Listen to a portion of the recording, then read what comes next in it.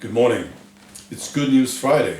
I will be talking about Tommy Robinson again. It's nice. And Trump and a Swedish newspaper. All right. You know, I've been saying this for some time. We are winning. We are playing on their side of the court. I'm talking about the globalists. That's the main target, if you ask me. So yes, we are winning. We are scoring, and they don't score much lately, do they? So they become desperate, and you see these desperate attacks. Yeah. So what do? You keep on attacking. That's the thing. You make sure that you stay on their side of the court, and then you prepare for these desperate attacks. So you make sure that your hand is strong, that you're well fed, and so on. And you look after your friends, making sure that they are okay. And then you keep on attacking. So that's what we are doing. So I think we are doing well. So the first good news is about Tommy Robinson. And this is like a goal, isn't it? It is. Because we are on their side of the court. So, the Middle East Forum has, in conjunction with the David Horowitz Freedom Center, invited Tommy Robinson to the United States. This is so brilliant. In addition, Republican Paul Gosar and 6 other members of Congress have invited Mr. Robinson to speak to the Conservative Opportunity Society in a closed-door event. And assuming that all the legal issues are sorted out, Robinson will also address the public in Washington, D.C. on November 14. This is so brilliant. It's a recognition of Tommy Robinson, of course. You know how I feel about this guy. It's very, very good. And there are some people who will not like this, like Sadiq Khan and Theresa May. So it's great. Yeah. The other one is about Trump.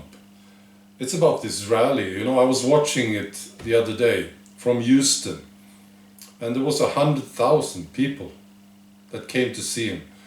That's basically what I wanted to say about this. It's fantastic. Yeah.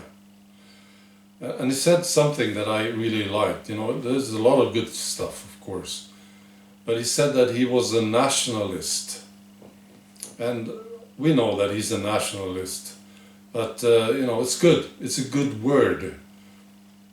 Most of us are nationalists, and it makes a difference, yeah, just to know what we are, I think. It means that we care for our nations, but we also care for other nations, you see. That's part of being a nationalist, I think. So I really like this. The last story is about this Swedish newspaper. It's called Dagens Nyheter. It's the worst. It's a big paper. And you can compare it to maybe Washington Post. I don't know. The Guardian. It's awful. So, they wrote an article about this guy, Johan Lundberg. He's the owner of a property group called NFF Nordic. This was on October 7, as part of an investigation on how the interests of direct and indirect links to Russia moved their positions in Sweden. So you understand. Okay. The article connects him to Russia, okay? And it also insists that this guy, Johan Lundberg, sympathizes with and he's actively supporting the nationalist party in Sweden, the Sweden Democrats. So that's the article, okay? And you know, these rules, they think they don't apply to them. That's the thing. So we need to remind them that the rules also apply to them. And this is what happened. So this guy, Johan Lundberg, he's suing this publisher, Peter Wolodarski. Yeah, he's the head guru of this paper, Peter Wolodarski, for gross misdemeanor. The reason is that the newspaper presents Lundberg as a person with links to the Russian government and the Sweden Democrats.